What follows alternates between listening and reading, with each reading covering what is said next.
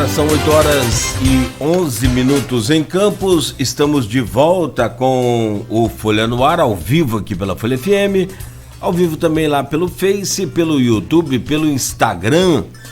Você pode acompanhar aí esse programa lá na Twitch TV, nesse aplicativo que dá acesso aí a outros aplicativos simultaneamente, enquanto você assiste e ouve também o programa. E nós voltamos com o oferecimento de Proteus, Unimed Campos, Laboratório Plínio Bacelar, vacina Plínio Bacelar.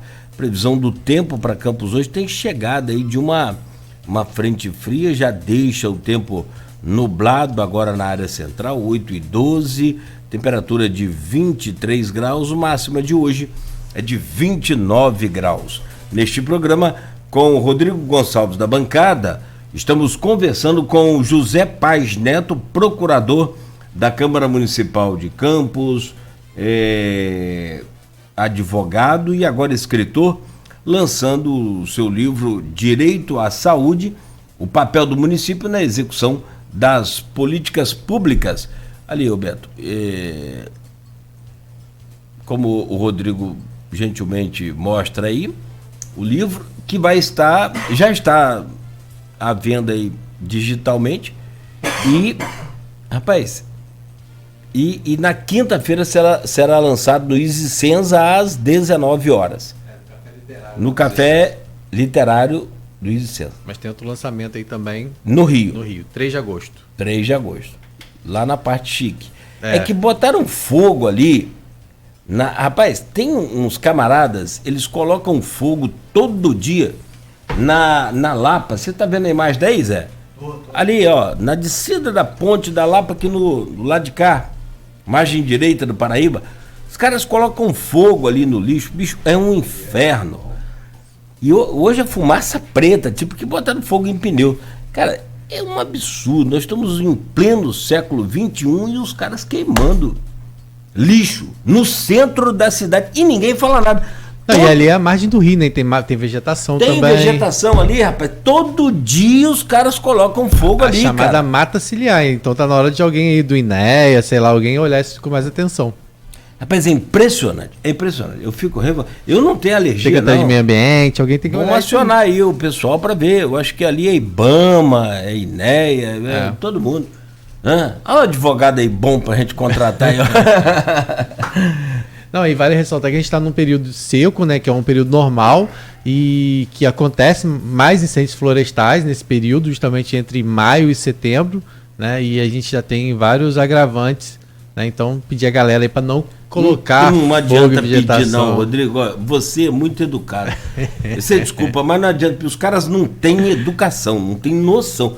Ontem eu tava passando na Ponte da Lapa, só desculpa, Zé, o cara tá jogando um cano, ele foi na parte mais alta, se deu o trabalho e jogou no rio.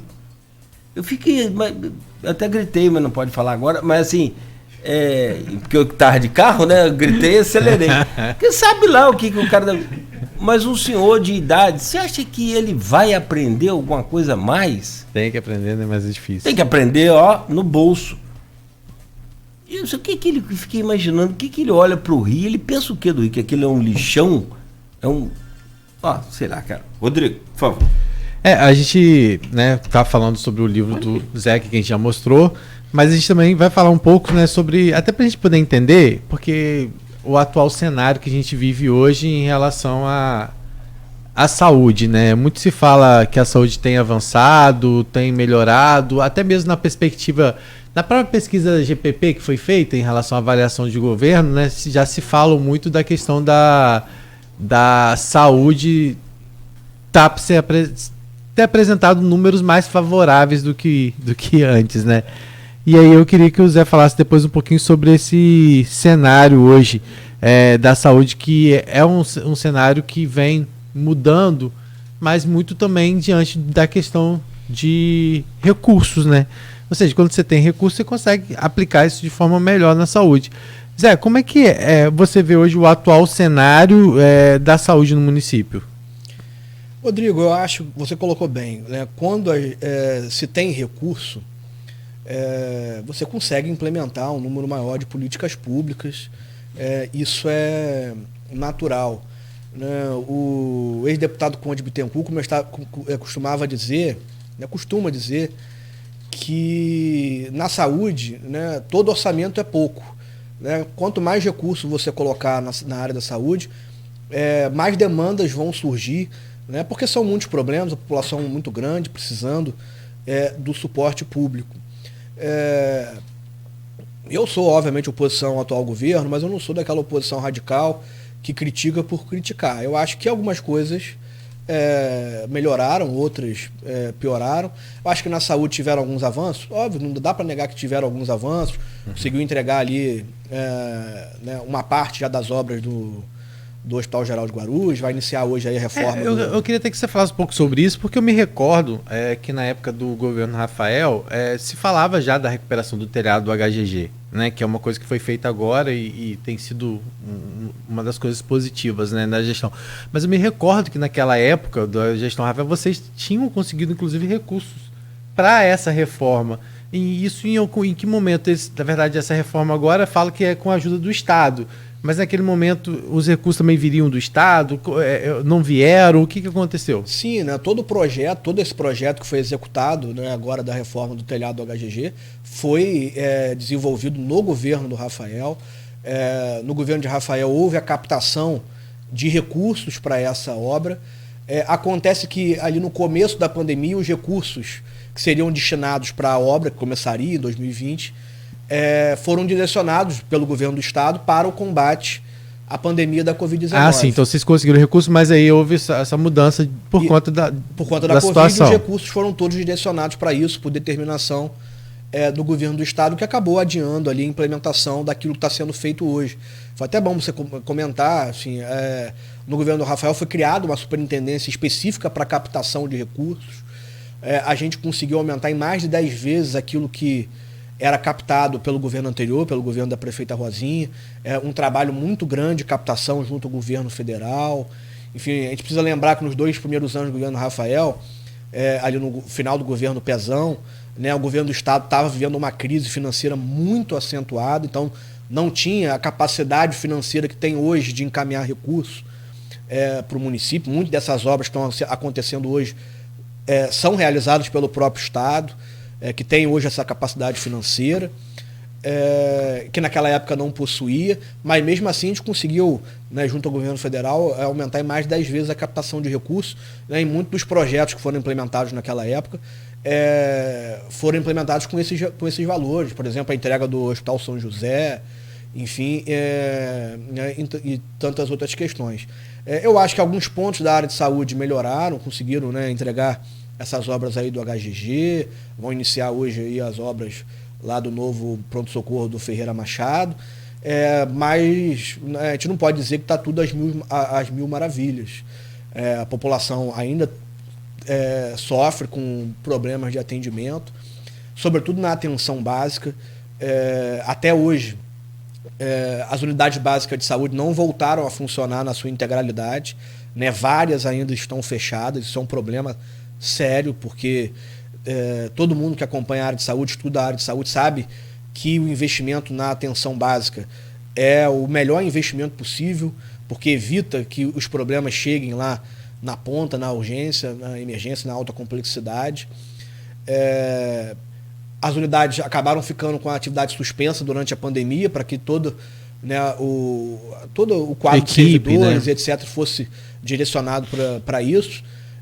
E desde então elas não voltaram a funcionar na integralidade, várias ainda estão fechadas, né? Muitas foram só reabertas agora recentemente, mesmo com toda essa quantidade de recurso financeiro que se tem hoje, né? Com a arrecadação de royalties consideravelmente maior do que no governo anterior.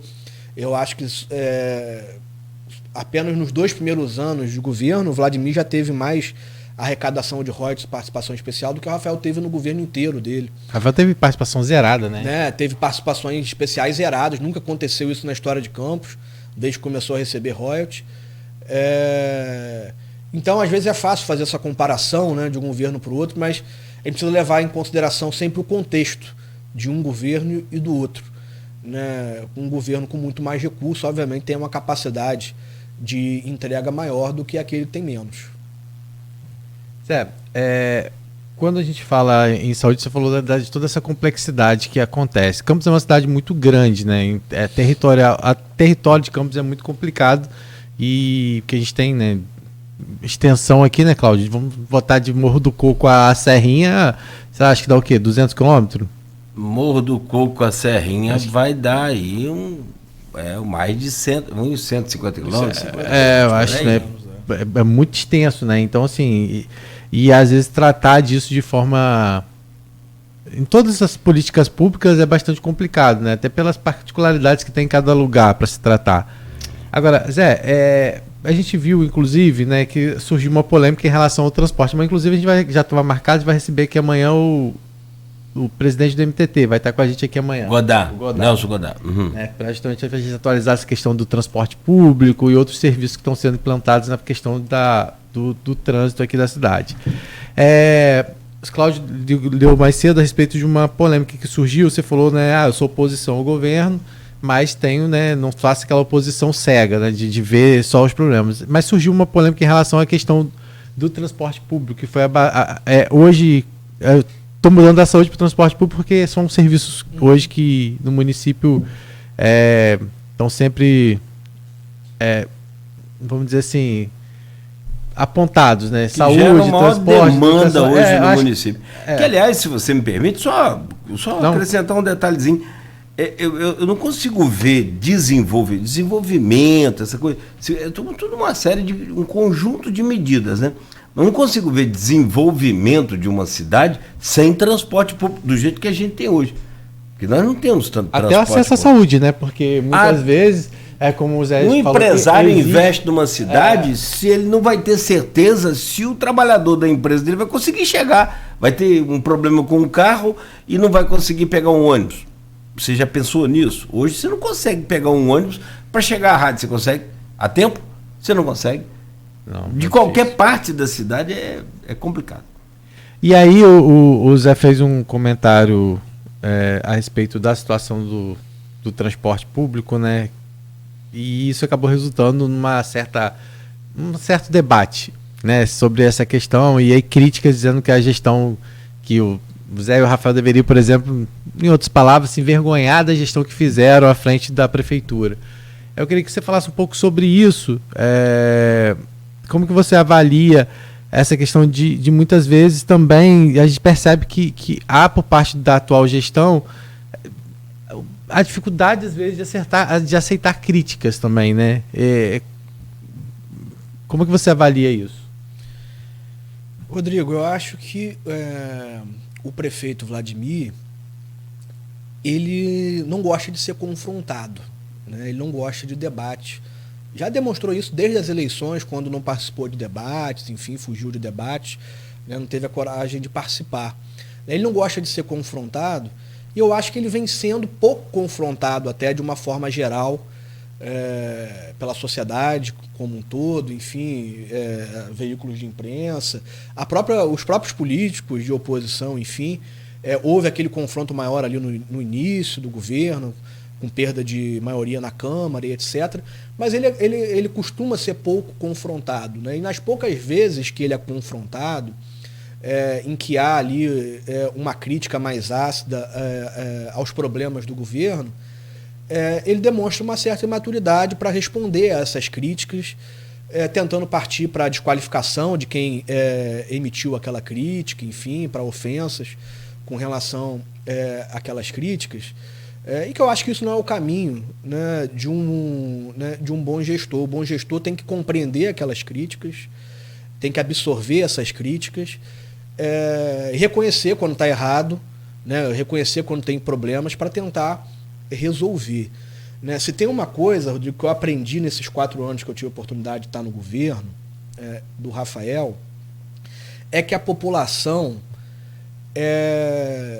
ela não quer saber de herança maldita, de problemas do passado, porque se ela quisesse realmente saber disso, a turma que está no governo hoje nunca teria voltado ao governo, né? O bonde lá da tornozeleira eletrônica lá, que está lá no governo, não teria regressado ao governo em razão de todos os problemas que existiram e da herança maldita que o governo da prefeita Rosinha deixou para os campistas com a venda do futuro e tantos outros problemas. A população não está interessada em quem criou o problema. Ela está interessada em saber quem vai resolver o problema.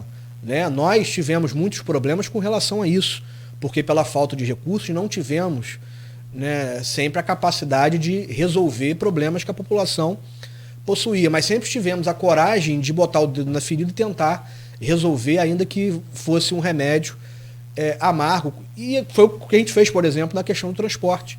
Né? Do jeito que estava, não dava mais para continuar naquela época. Né? Problemas que vinham desde o governo da prefeita Rosinha, com as empresas sucateadas por conta, né, dos subsídios baixos que eram repassados. Aquela convivência predatória de van e ônibus fazendo o mesmo percurso. Lotada, tinha muita lotada. Lotada, né? E etc e tal. E a gente avançou nesses pontos, conseguiu reduzir consideravelmente a questão das lotadas e conseguiu, junto com os operadores do sistema, com van, com ônibus, fez a licitação das vans, né, e conseguiu criar um sistema, né, que fosse minimamente racional e que conseguisse atender interesse de motorista de van, atender interesse de empresário de ônibus, mas, sobretudo, começar a atender interesse do usuário, que é o principal interesse que precisa ser atendido. Houve problemas durante essa implementação?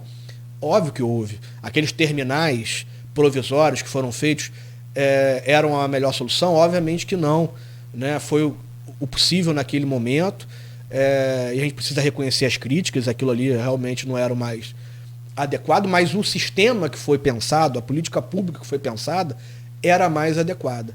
Né? A crítica que eu apresentei ao prefeito Vladimir, até no grupo aqui de WhatsApp da Folha da Manhã, né, comandado lá pelo Aloysio Abreu Barbosa, foi no sentido de que esse governo nunca teve uma política pública de transporte efetiva. Né? O que ele tinha era um discurso populista de acabar com os terminais e voltar àquela bagunça que era nos tempos do governo da prefeita Rosinha. E pouco tempo depois de acabar com os terminais né, e de voltar àquele sistema anterior, verificou que aquilo estava equivocado, que o projeto que estava sendo implementado no governo Rafael era o projeto mais adequado. Né? E, na prática, o que isso causou para a população?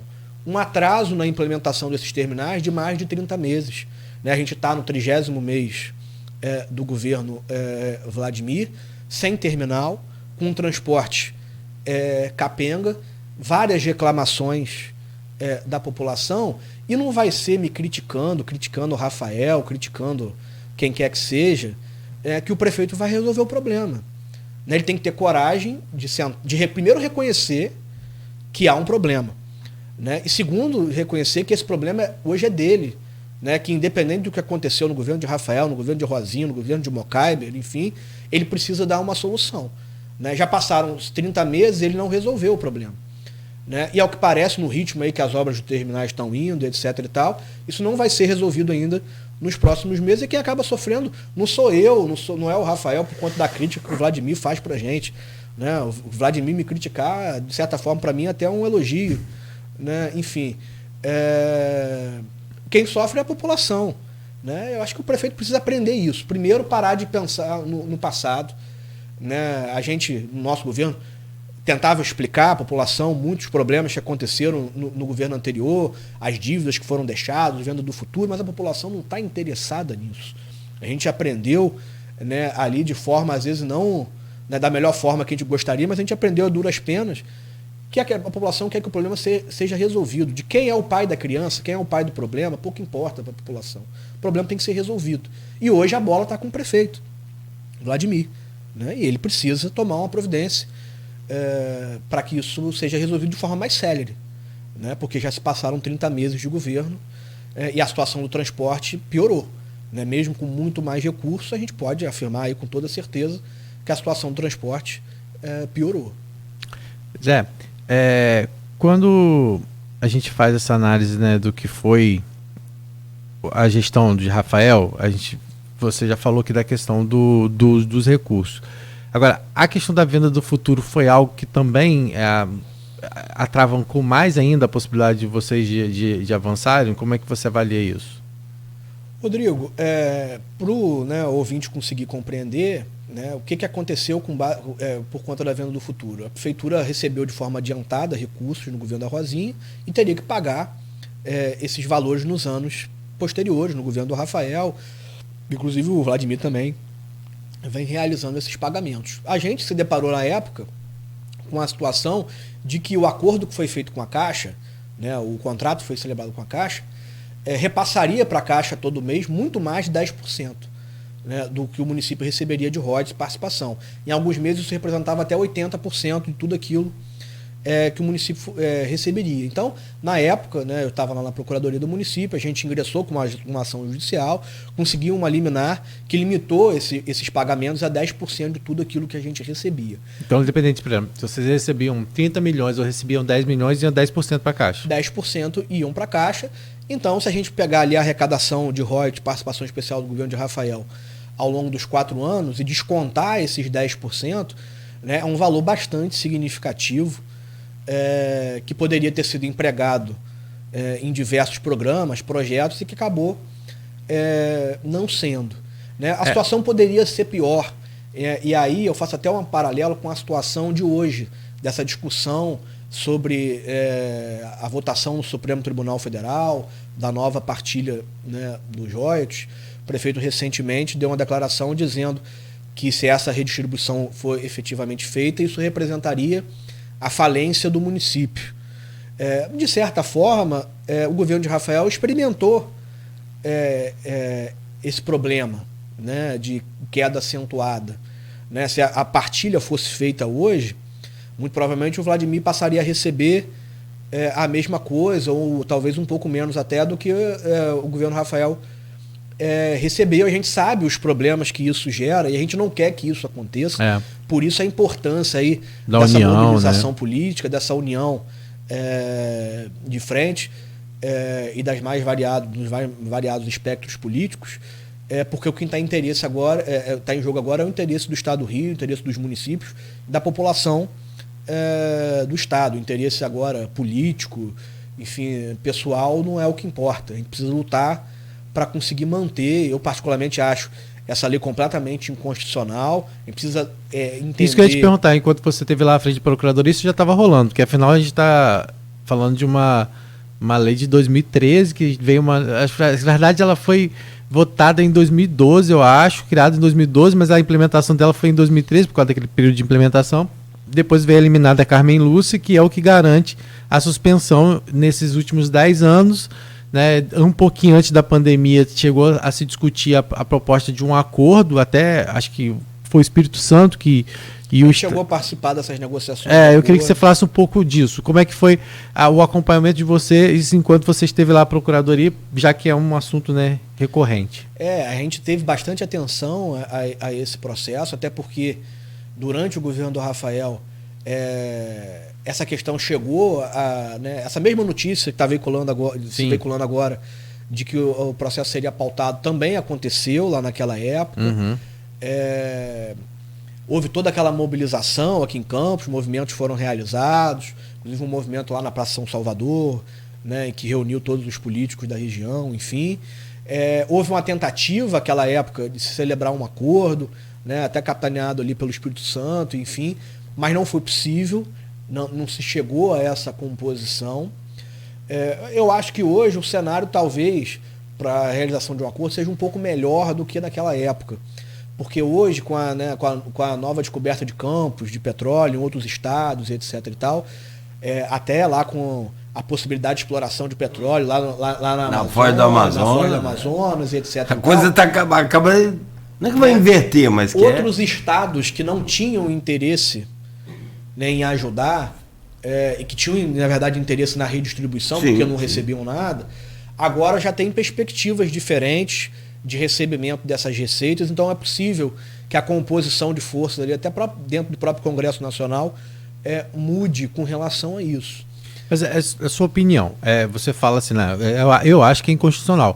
Hoje é uma liminar da Carmen Lúcia, mas você acha que se for para a corte, de forma geral, para o tribunal, você acha que é certa essa derrota? Pelo que você avalia assim? Olha, nos bastidores, desde aquela época que eu estava ainda na Procuradoria, né, a história que se contava era que, se fosse a julgamento, que o Estado do Rio, né, que os estados produtores perderiam e que a lei seria declarada constitucional. Agora, né, o Supremo, desde aquela época, vem passando por uma alteração da sua composição. Né, ingressou o ministro Nunes Marques, ingressou o ministro André Mendonça, né, vai ingressar muito provavelmente agora o ministro Zanin. O próprio Alexandre de Moraes, não. Alexandre de Moraes, salvo engano, já estava nesse período da discussão, 2018, 2019, ele já estava lá. Ele entrou no governo do Temer. Ah, sim, não estava então desde o início, quando foi dado a liminar. Na liminar não, mas né, quando houve aquela discussão se seria votado ou não, sim. Né, então há uma mudança de composição e essa nova composição pode alterar também o resultado do julgamento. É óbvio que o melhor para o Estado do Rio é que isso não vá a julgamento e que se chegue a um consenso, né, a um acordo para que, né, o Estado do Rio não perca, né, essa quantidade expressiva de valores e que, se houver alguma redistribuição, aconteça de uma forma mais razoável. Né? No mundo jurídico a gente tem aquele ditado: mais vale um mau acordo do que uma boa briga. E é importante, então, que se tente, na medida do possível, fazer esse acordo. Então é importante essa articulação que tem sido feita agora. Não, e aí vamos ressaltar que a gente falou aqui de dois serviços que seriam afetados diretamente, porque hoje, por exemplo, você tem a saúde baseada em a compensação que é dada aos hospitais da rede filantrópica vem basicamente dos royalties. Você tem hoje o subsídio que se paga ao transporte, porque se o transporte público ainda hoje está circulando, por conta do subsídio dado ao óleo diesel, que também vem dos recursos de petróleo, mas você está falando de vários outros serviços. A educação, talvez hoje, pela questão do Fundeb, ela, né, tem até uma certa gestão mais desvinculada dos royalties, mas a gente sabe que tem alguns serviços ainda lá que são ligados também, né, à questão da produção. Mas só para a gente ter uma noção, quando a gente fala em arrecadação, né, isso é uma coisa que, infelizmente, prejudicou muito campo nessa discussão pela manutenção dos recursos e pela não partilha, foi o fato de Campos já ter histórico de envolvimentos em escândalos, não só Campos, mas o estado do Rio de Janeiro e outras cidades, né, de escândalos envolvendo os recursos dos royalties, né, recursos da produção de petróleo, não só dos royalties, mas de participação especial. Campos, por exemplo, chegou a ter em 2008, em um ano, a arrecadação de recursos vindos do petróleo acima de 2 bilhões. Né? Foi na época lá do governo Mocaibe, né, que a gente sabe muito bem, né, o histórico. E aí depois a gente veio nessa queda bruscas, né? Assim, claro que também no início do governo da prefeita Rosinha, ainda lá entre 2009 e 2012, tiveram arrecadações que voltaram até agora, na verdade, né? Assim, as últimas, por exemplo, em 2014, por exemplo, o município chegou a arrecadar 1 bilhão e 280 mil. No último ano do governo Rosinha, que foi em 2016, aí foi quando houve a queda mais brusca na gestão dela, que caiu para 393 milhões. Né? Ou seja, em 2016, o governo Rosinha fechou aí arrecadando 393 milhões. Foi quando houve a venda do futuro. No de Rafael, o momento de maior arrecadação foi em 2018, quando se arrecadou 702 milhões de reais. Mas quando chegou em 2019, caiu a metade, com 366 milhões, que deve ter sido mantido em 2020, eu não tenho o número de 2020. Mas agora, vamos pegar a arrecadação de 2022 de Campos. Campos já arrecadou de royalties 869 milhões e arrecadou de participação especial mais 190 milhões, ou seja, em 2022 ultrapassou aí de novo 1 bi, né, a arrecadação de royalties. E aí, Nogueira, acho que eu mandei para você aí também, só para você ter uma noção. Né? Eu tô vendo uma briga de foice aqui no escuro. Mas, já vou depois lá. Você conta, então. Uhum.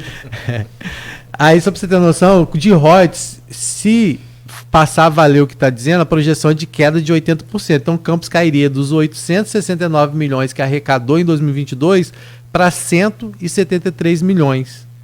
E de participação especial que recebeu 190 milhões, cairia para 76 milhões. Então, ou seja, foi o que você falou mais ou menos, somando aí, daria mais ou menos 250 milhões, mais ou menos, né? Ou seja, cairia mais do que foi arrecadado, por exemplo, em 2019, né, no governo Rafael. Então, assim, a situação é bastante preocupante, tem que ter mobilização. E não tem como ter, nessa hora, ninguém querendo aparecer mais que ninguém. Não, tem que ter mobilização, tem que ter união. Que tipo de mobilização?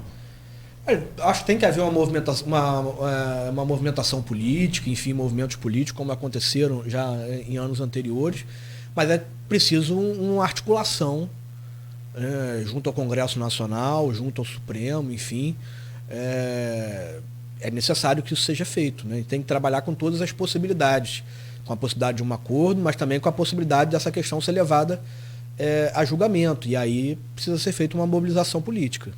Inclusive hoje tem esse encontro lá na Câmara Federal às 19 horas lá na Câmara, justamente para tratar com isso. Toda a bancada fluminense vai estar reunida, né? A gente trouxe essa informação lá no blog Caminhos, inclusive, né, da participação dos 2 deputados que representam aqui a região, né, tanto o Caio Viano quanto o Murilo Gouveia vão estar participando dessa reunião, e amanhã, na edição da Folha, a gente vai tentar trazer um resumo aí mais ou menos do que foi decidido, mas o caminho inicialmente é tentar aí uma agenda com o STF para apresentar de fato as consequências que essa partilha pode trazer para o estado do Rio de Janeiro e para os municípios produtores, né, que é um momento bastante tenso. Eu acho que a frente parlamentar também, que foi criada na Assembleia Legislativa, também vai fazer esse poder de articulação junto ao governo do estado para poder tentar aí minimizar esses impactos, já que, por mais que o STF diga que não tenha nem nada previsto na agenda agora, o próprio governo do estado, segundo